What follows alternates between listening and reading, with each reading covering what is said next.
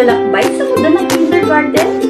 Halika na at samahan akong matutong bumilang, bumasa, sumulat, at magkulay dahil sa kindergarten, ikaw ang ganda! Ako si Teacher Eds, ang magsisilbing guro mo. Kaya halika na at samahan ako sa ating aralin ngayon.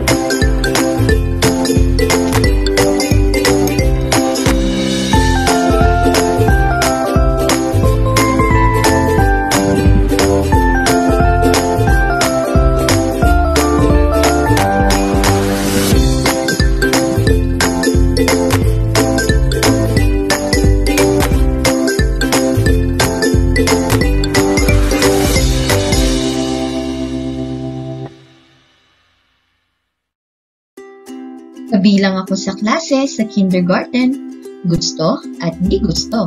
Week 1, Day 4. Masayang araw muli mga bata. Ngayon ay ang ika-4 na araw na natin sa ating aralin. Nakakatuwa na kayo nawiwili sa ating aralin. Naaalala niyo pa ba ang aralin natin kahapon? Tama! Kahapon, pinag-aralan natin ang inyong gulang o edad at kapanganakan. Nalaman din natin ang kwento tungkol sa espesyal na cake ni Jake. Mga bata, samahan niyo muli ako sa panibagong aralin. Maglaro muna tayo. Samahan niyo akong buksan ang loob ng bag ni Ella at tingnan natin ang laman nito.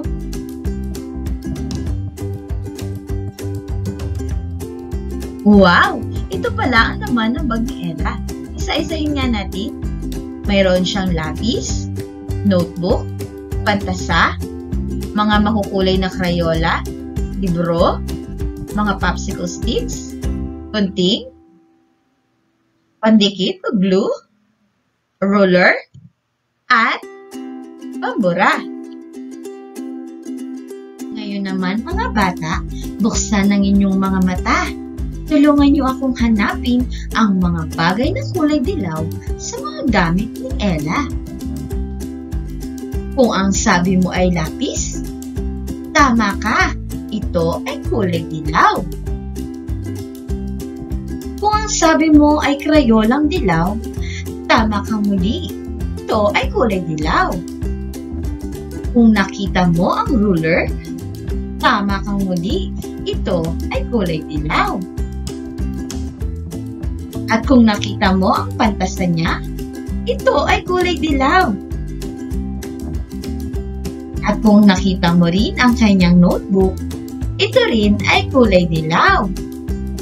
Magaling mga bata, natukoy niyo nga ang mga kulay dilaw sa gamit ni Ella. Sa tingin niyo mga bata, ano kaya ang kulay ang gusto ni Ella? Magaling! Kulay dilaw ang gustong kulay ni Ella. Mga bata, alam niyo na ba ang mga bagay na inyong gusto at hindi gusto? Maaari mo bang sabihin kung ano ang mga ito?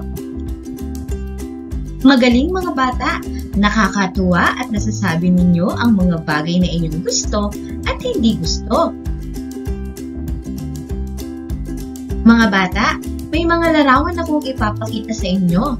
Ipakita lang masayang mukha kung ito ay iyong gusto at malungkot naman kung hindi mo ito gusto. Simulan na natin mga bata. Manika. Gusto mo ba ang manika? Robot. Gusto mo ba ang laruang robot? Mga gulay.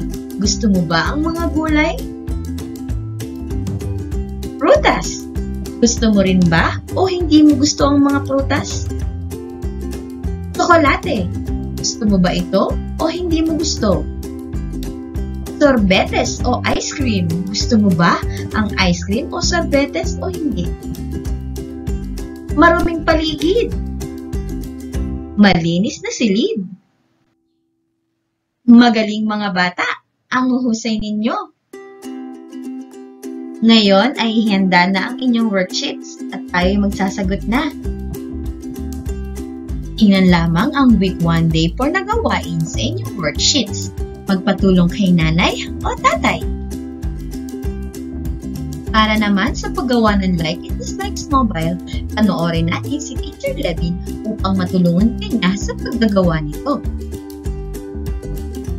Hanggang sa muli mga bata, paalam!